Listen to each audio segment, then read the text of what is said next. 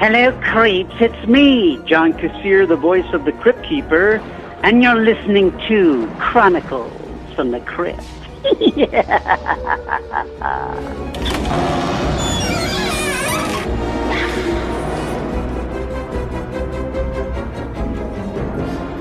Hello there, I'm Casualty Chris.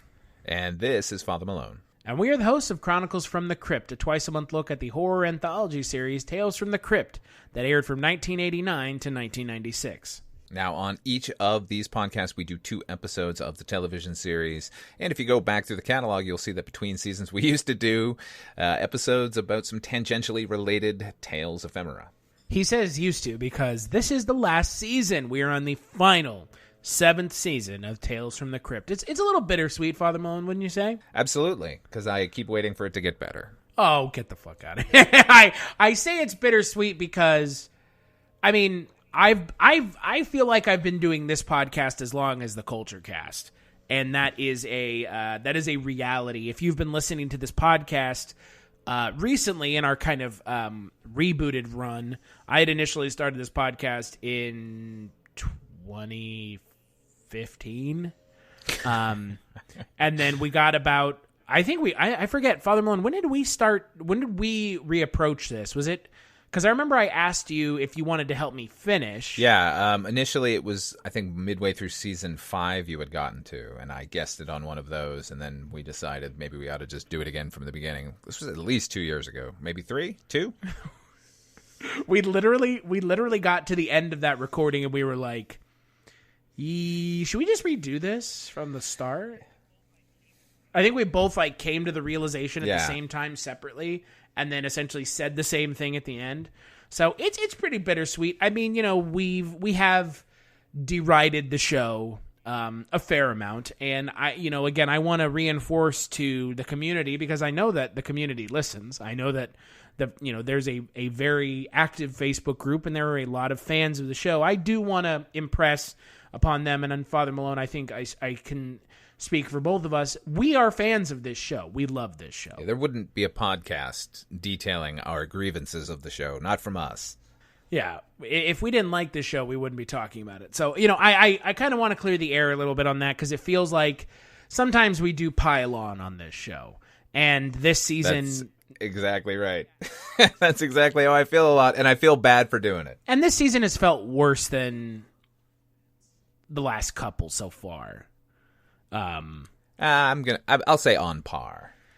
Well, it's felt worse because this is the final season and this is it, and it's not changing its tune.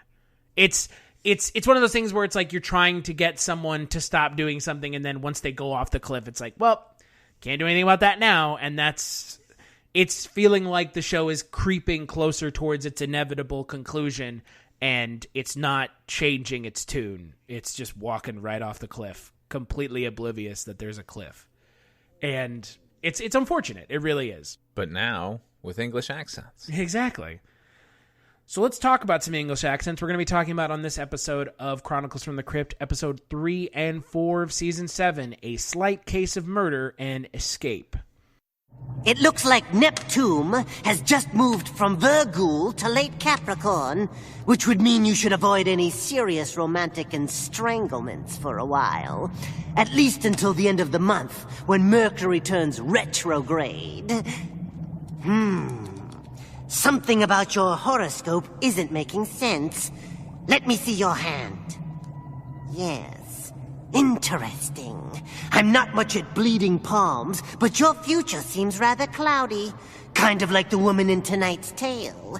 She's been contemplating her scar sign, too.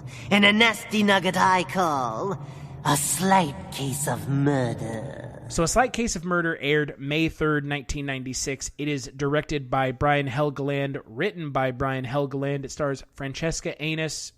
That is not her name. Francesca, that is really not her name.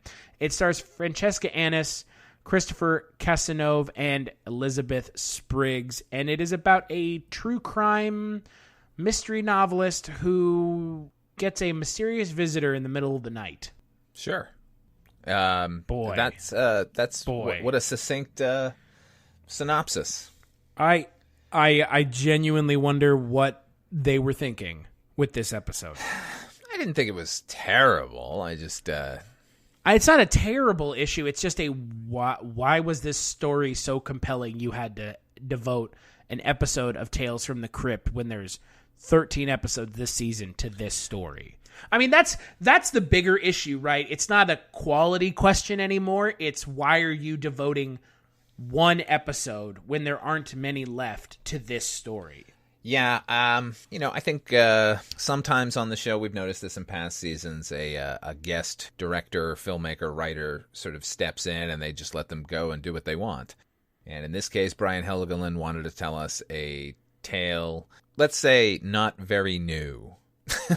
I actually, I tend to reread the comics for these episodes after we've watched them. And this, Slight Case of Murder, is based on Vault of Horror, number 33, written by Bill Gaines and Al Feldstein. And the artwork was by George Evans. But that's about all I can tell you because could not find the original issue to read. So we're going to have to assume that Brian Helgeland went off on his own and did his own thing. That's all. I mean, I'm sure the comic couldn't have been much better, but it's a story that, to your point, Brian Helgeland doing his own thing, that's fine. There's nothing wrong with that.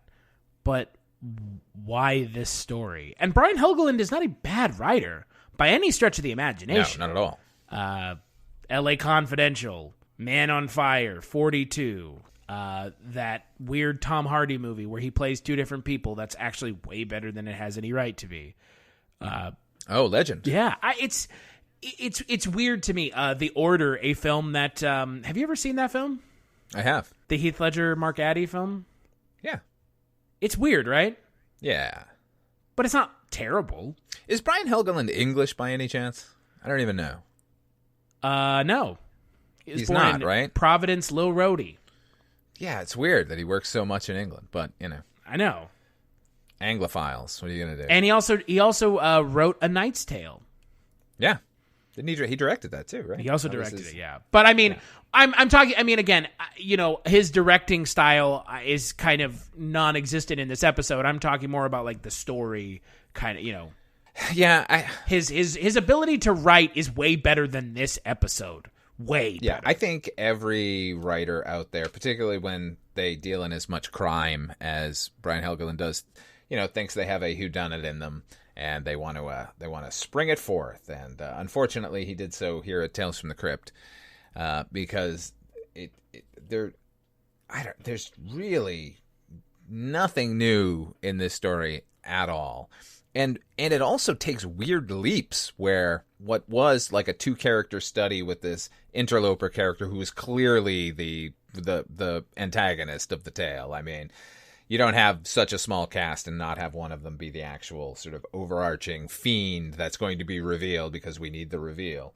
But like suddenly that woman's, what was her son? Like what was going on there? Where I don't know. I mean, I guess she had been manipulating them the whole time. I get it. Yeah, the character of Elizabeth Spriggs, who plays the nosy neighbor, is a budding crime writer herself, and so she orchestrates the entire situation of the main character's ex-husband coming back and thinking that she was cheating on him, and then she ropes her own son into it, and it's just fucking dumb. It's just dumb. It's dumb. It's lazy.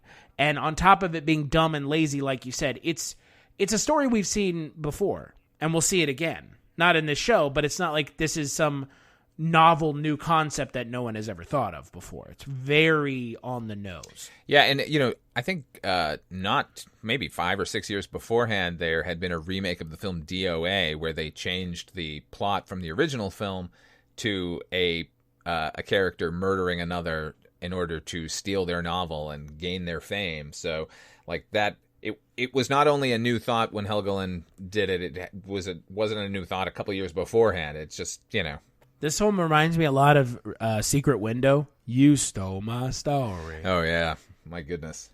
No, I'm just kidding. This does not remind me of that at all. Because somehow even that movie is better than this episode. That's fair. That's fair. Look, the idea that one character who you've been led to believe is a harmless character turning out to be the mastermind of this entire situation it's a fun concept, don't get me wrong, but... Yeah, it needs to be more skillfully achieved than what we're given here, which, you know, there might be a time constraint maybe, or there might, I don't know. I'm not going to make excuses for the episode. It is what it is. It honestly, not the worst that we've gotten.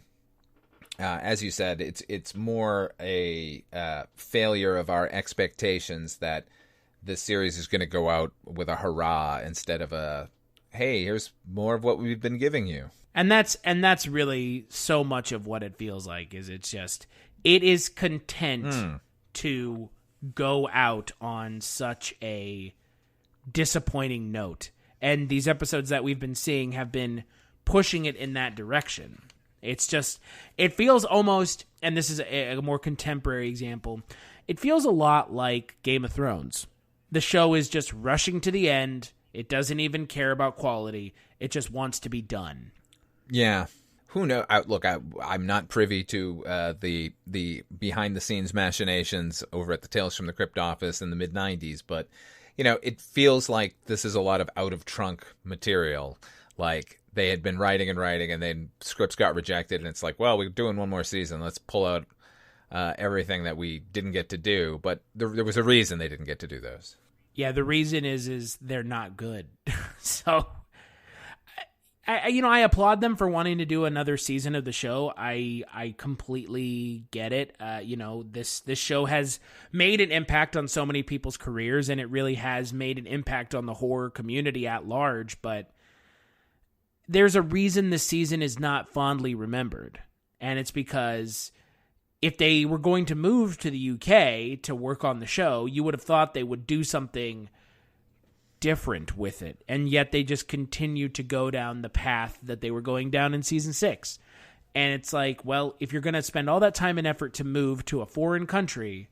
Yeah, continuing the trend of good enough, it seems like they thought, well, it's going to be, you know, completely alien in that, different land, different actors, different takes on things, but it feels like that they've done no rewriting at all. It's like, this is what season 7 was going to be, but now it's in England, and we'll throw in a few sort of English phrases, but that change in locale will be enough, and it wasn't enough. They needed an entire, not a revamp necessarily. I don't think the actual formula for Tales from the Crypt needs fixing, but just a shot of adrenaline in some way, and it doesn't feel that. It feels like we're just hooked up to life support. And the life support is slowly not working as much as it used to.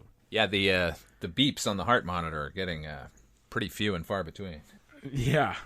So speaking of the beeps getting few and far between, let's talk about the next episode, Escape. Did you hear me, maggot? I said fall in! Ah, I swear you must be the sorriest bunch of sad sacks I ever did see. You're a disgrace to the uniform, all of you, and you call yourself a scare force? What's your problem, soldier? You some kind of mummy's boy? That it? I guess you think you're like the man in tonight's tale. He's not much of a soldier either. It's a nasty little shriek and destroy mission I call Escape. So the episode aired May 17th, 1996. It is directed by Peter McDonald, written by, it says Ale Katz and Gilbert Adler. I guess we haven't seen Ale Katz and Gilbert Adler writing a lot of screenplays. And this episode has Martin Kemp and Nicholas Grace in it. And it's a episode about a Nazi prisoner of war who turns on his own men who are trying to escape.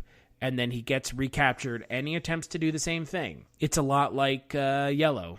It is a lot like Yellow. Having said that, pretty enjoyable. Not a whiff of the supernatural, more of the bitter irony from EC. I think it was well made. Passed the time, didn't feel insulted at all. I did, once we got to the big reveal at the end, just feel like, well, you guys did do this episode, and it was a little more grand and had Lance Henriksen in it. Yeah, that to me, I think is the real issue, is that it is, as much as I'm not a huge fan of Yellow. I mean, it's not that I don't like Yellow, but Yellow is just, in my opinion, Yellow is okay. It's not the amazing episode I think Zemeckis thought it was going to be. No, it's overlong by half. Oh yeah, but the issue is this episode. You know where it's going. You know what the twist is. You know what the twist is long before they even do the twist. And in Yellow, the actors are so good that some of the issues with the episode, I kind of overlook them. In this episode, it's a lot harder to overlook those issues because the quality of actors on screen is not the same. No, and which isn't to say that they're not doing their job. I think Martin Kemp is pretty good. I think for me, the problem is more that it's all well and good to make the audience accept a character who's sort of unseemly and let you go with them. But here, what we have is a Nazi and the most cowardly of them, the one who sells out all of his friends and sells out anyone he can just to save his own hide. So, like, they're asking a lot from us to kind of begin with, so that when the final twist comes, it's not unwelcome. Yeah, in Yellow, the main character is somewhat sympathetic. In this, he's not. He's a fucking Nazi. He's a fucking Nazi. Yeah, man. Like in Yellow, we have the son of the head of the U.S. forces who has been forced into military life. And it has, from the get-go, said, I don't want to do any of this, and I'm a coward, and that's the way it is, and gets a comeuppance that isn't necessarily deserved. But here, you're like, yeah, this is a Nazi who will sell out Nazis and Americans no matter what. He's just a despicable guy. Now, I will point out that this is not based on Tales from the Crypt. Shocking. It's Vault of Horror number 16, written and the artwork was done by Al Feldstein. In the original, it's a mob boss in a New York prison, and it's like a heavy labor camp in that they're constantly unloading and toting these bricks. And the mob boss is sick of this, and he wants to get out of there, so he's going to break out, and he arranges to have the prison job of the prison morgue, knowing that eventually someone's going to die, and he's going to sneak himself into the coffin, and he's set up with his cohorts that when that happens, that they have to come and dig him up, not realizing that the bricks that he's been toting for the first part of the issue are for a new crematorium that they've built. So he gets into the coffin and ends up being burned alive. Better, as far as I'm concerned. Way better. Way better. An actually interesting story with a interesting payoff. Yeah, and really sort of trafficking in Tales from the Crypty kind of avenues where he's going to be buried alive and you think that that's going to be it, and then he's going to get double-crossed or something, and then nope, they just put that box right into their newly minted furnace. Could have been horrific instead of ironic, which is the war is already over. You could have been free. I wish that worked. I wish that payoff felt earned, right? It didn't, because, they've set it up so that character, the sort of brigadier general character, has been an asshole from the beginning. Like, as the way the episode is played, he's the villain of the piece. Yeah, exactly. So he's exacting revenge on our lead, and as much as I can't get behind the lead's motivations, like you're just kind of left unsatisfied. Well, you don't know who to root for, because you're not going to root for the Nazi, but you're also, like you said, it's hard to get behind a character who is kind of such a piece of garbage in his own right. And you know what's funny? Like they had this plant character pretending to be a Nazi prisoner of war who's sympathetic to our lead, convincing him that he needs to forge ahead with his plan of escape, and it ends up being an English soldier. What's funny about that is, like, he affects a German accent to, like, convince this guy, but, like, at no time did Martin Kemp just speak German to him. Like, could the guy speak German? That's something we never really got into, but, like, these are little details that always sort of stick in my craw. Well, if he had spoken German to him, the jig would have been up, so... Exactly, but that's an issue. Deal with that issue. Oh, I completely agree. I mean, I'm not disagreeing with you. I'm just being a smart ass, It's, it should have been something that they confronted outright, but of course they didn't, which means when the twist comes, you know what the twist is going to be. Yeah. I mean, I guess that guy's the most sympathetic character in it, right? He's just doing his job. I guess so. But we're also not given enough from him as a character to really know anything about him. Yeah, it's weird when they do these episodes that are character pieces and you only have one or two main characters and we don't know anything more about them at the end than we did when we started. Yeah, and then you get to the end of the episode and you wonder to yourself, okay, who was I supposed to be invested in? Who was I supposed to be rooting for here? Do I care that the main character gets shot in a coffin? Like, do I even care? No, he's a Nazi, so I don't even care. Yeah, it's a matter of, well, I just watched some events occurring, and and there it was. And, like, yeah, it's well made. It's, you know...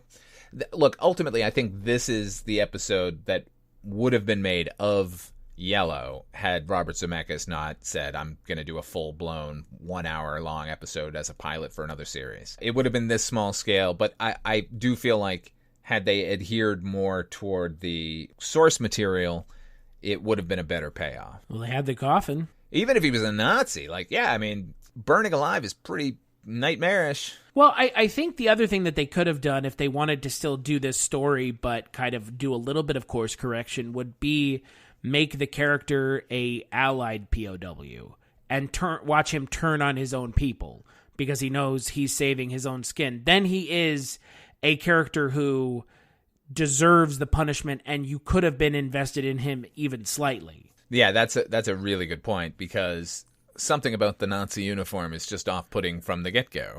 Yeah, I mean, no one in their right mind, especially in current day and age, is going to go out of their way to root for the Nazis. Yeah, man. And yeah, I mean, look, Tales from the Crypt it's no stranger to unsympathetic leads. We get them all the time, and your mileage may vary on whether or not they deserve what they get at the end. But in this case, I'm like, yeah, okay, good. Shoot him. Yeah. I mean, I have why didn't you just do that to begin with? Not a sympathetic bone in my body regarding Martin Kemp's character. He's dead. Good riddance. He gets what he deserves, right? I mean, he gets what he deserves. Yeah, but, you know, they could have done that in the first 5 minutes. They could have done that while they were escaping and just said, oops, we thought he was running. Well, and that's the thing. You pick up this episode right at the beginning with Martin Kemp, and he is running with the rest of his soldiers, escaping from the first prison. And with the way that the episode starts, it's kind of just jarring. Because like, wait, what? Okay, what's going on? And then you don't really get to see him betray his compatriots. I mean, you see the act, but you don't see the build-up to his betrayal. You don't see any camaraderie between them, which is what would have... I don't know. I mean, maybe that was a smart move because already we're dealing with the stumbling block of fascism. So the less we see of him actually betraying people he knows and likes and like him, the better. Well, and the other funny thing is, similarly to the episode with the monkey's paw, it has an opening that, while it does play into the final story of the episode, it also takes away time from the final story of the episode. Yeah, I mean, this is not a James Bond movie. We don't need to see the last bit of his previous mission. Right. This cold open shit is getting old. It is, yeah, and particularly given how economical they need to be with the amount of time given, it does seem like a weird left turn to be taking for no good reason other than confusion. And, you know, we don't know anything about any of the characters or situations coming in anyway. We don't need further muddying of the waters. Well, and also given the fact that in a TV show like Tales from the Crypt, a TV show that is a anthology, weekly anthology television series, you have wraparounds already. You can't do a cold open. That is not how this format works. Right. That is completely against the logic of what a quote anthology TV series is. The cold open is the fucking Crypt Keeper. Right. And I've noticed that Kevin Yeager is back directing the segments, which is welcome. I think the Crypt Keeper looks as good as he's ever looked this season. I think he may have come back for last season as well, but there was a season there that was maybe 5 where either Gil Katz or Al Katz or Gilbert Adler were directing the Crypt Keeper sequences, and it felt stiff. And here it's as lively as it has ever been. Well, and the other thing is, it's a nice change from the Crypt Keeper puppet we saw in Ritual.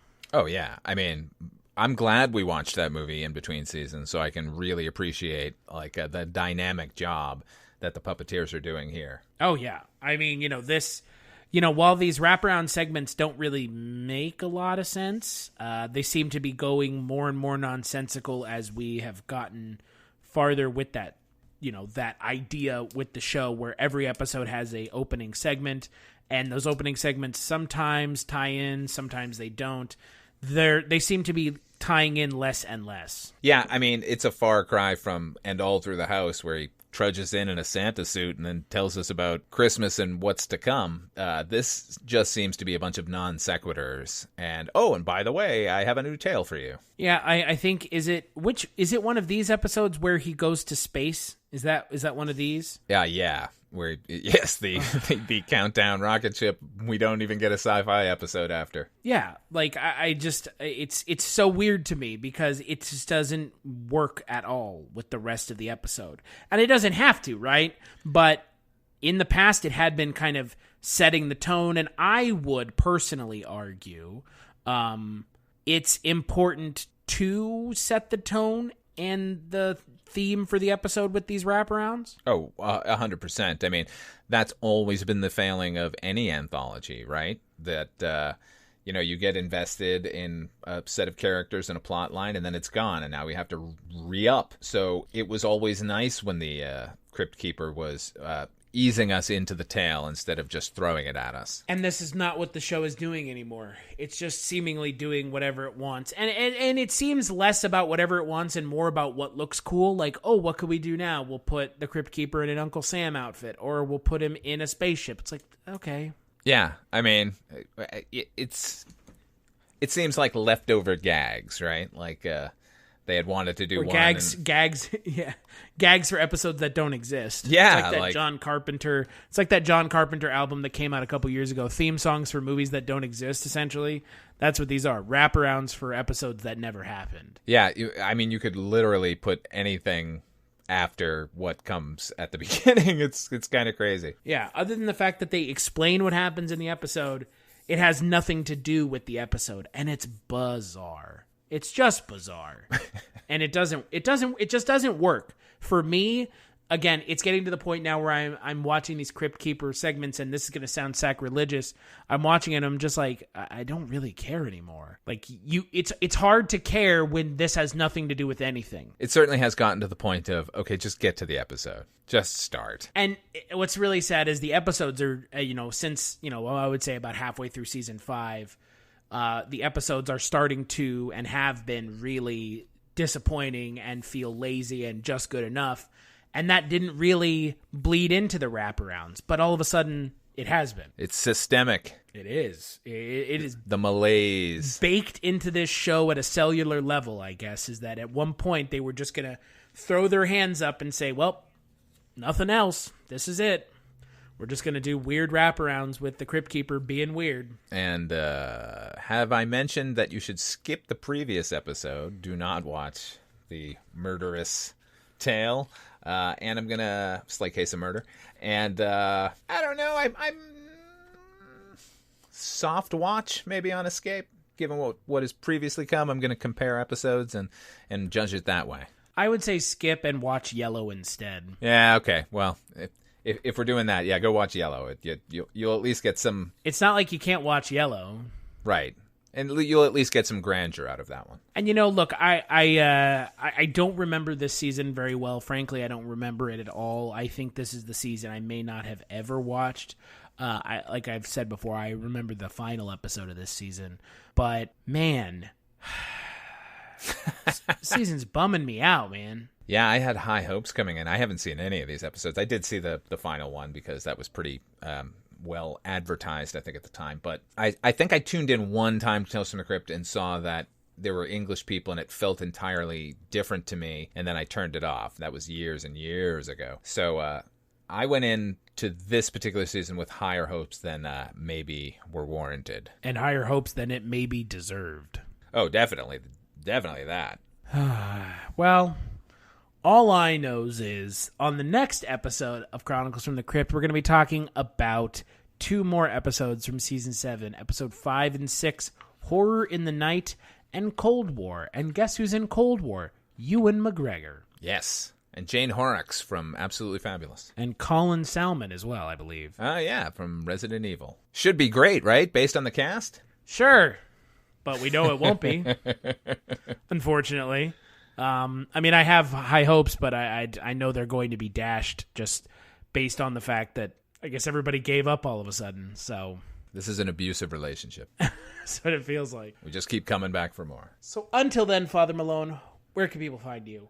You can check me out over at fathermalone.com. I have a podcast called Dark Destinations. It's a travel log to towns that never existed. You can check out my YouTube channel, Ot5 Films, and you can hear me over on Dreams for Sale, the Twilight Zone 85 podcast that Chris and I do with our man in Detroit, Mike White. He's our man on the streets. He's on the ground in Detroit. He's out there doing the good work. As for me, you can find me on Twitter at Christmas Claus. I changed my name on Twitter because as much as I like my name when it comes to talking about Tales from the Crypt, it's probably not the best optics-wise to have your name be in the middle of a pandemic, Casualty Chris. So, so I have changed my name to something a lot more holly jolly, and it's Christmas Claus without the T. So you can find me on Twitter at Christmas Claus. You can find the podcast on the internet at Chronicles FTC, and also on the internet at chroniclesfromthecrypt.com. We are on Twitter at Chronicles FTC. Big thanks as always to John Kassir for the intro for the Chronicles from the Crypt podcast, and we'll catch you on the next episode.